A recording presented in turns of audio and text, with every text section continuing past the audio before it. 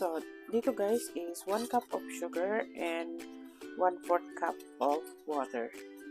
So, hintayin lang natin guys na magbo-brown ito para sa ating bottom ng leche flan. Ayan guys. So, eto na guys yung sugar. Nakalagay na dyan. So, ayan. Bali, wait lang tayo na mag-cool down habang minimix natin yung itlog at saka iba pang ingredients. Ito yun guys, 9 yolk siya kasi malaking itlog. So, ayan. Ihahalo lang natin.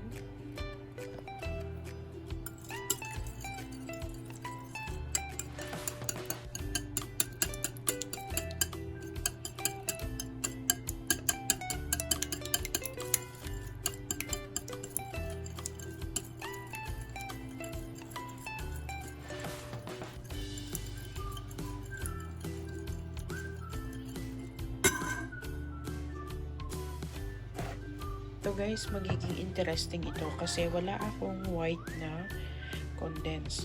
So ito, ang gagamitin ko ngayon is yung ubi flavor. Purple siya. So this is gonna be interesting. Magiging, ano tawag yan? Ubi ano siya? Letche flan. Diba? So, bali yan guys, ang itsura niya, yung ubi flavor na condense. Tapos, ito na yung evap natin. Ayan, yung evap natin. Diba, ang ganda ng kulay. Ayan. Tapos, maglagay ako ng vanilla extract.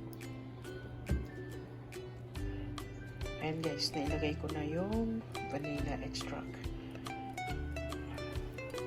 Kasi yung ating pag-video. So, eto guys, hahaluin na natin ito.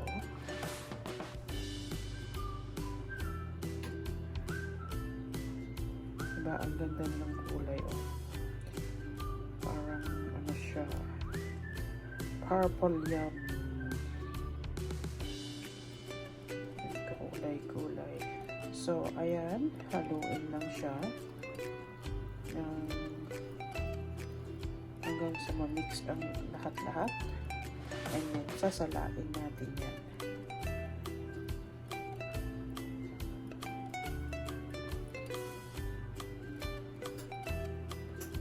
Interesting ito guys. Kasi, I never seen a leche flan with purple color. But, this is gonna be a different leche flan. Leche flan and ubi flavor.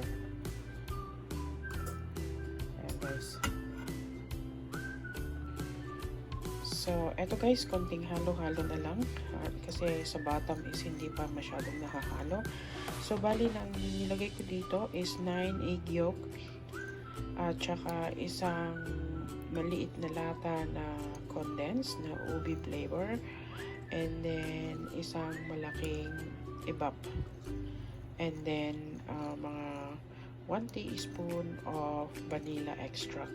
Bango guys nung vanilla. So, eto, halo-haluin na lang natin. Malapit na tong matapos. So, ilalagay ko na siya sa salaan. And then, sasalain na. And then, ilalagay na doon sa llenera.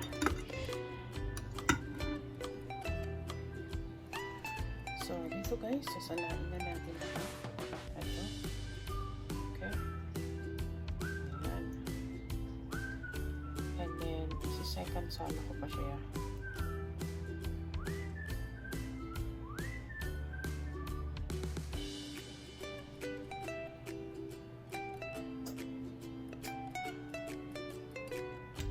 Come on, until to the last drop.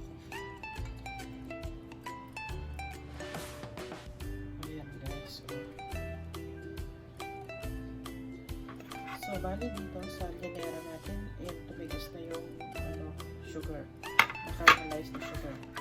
So, bali ilalagay ko na siya dito. Ayan guys. Ilalagay ako ng half dito.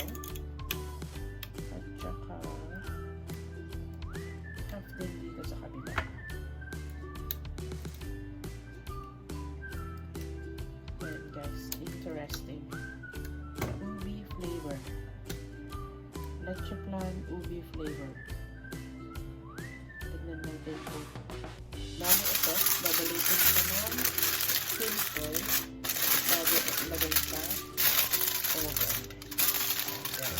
So, ayan guys, bali may itong baking pan, may tubig siya. May tubig sa ilalim guys. Ayan. Ito na po guys yung resulta ng aking leche flan na ubi.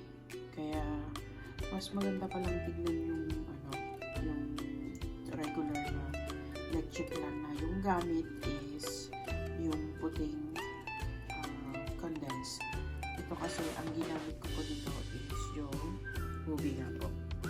Ayan po yung resulta. Pero yung lasa po, ganun din. Pareho lang din yung regular. Thank you po for watching. Please like and subscribe kung bago pa lang kayo dito sa aking channel. Maraming salamat.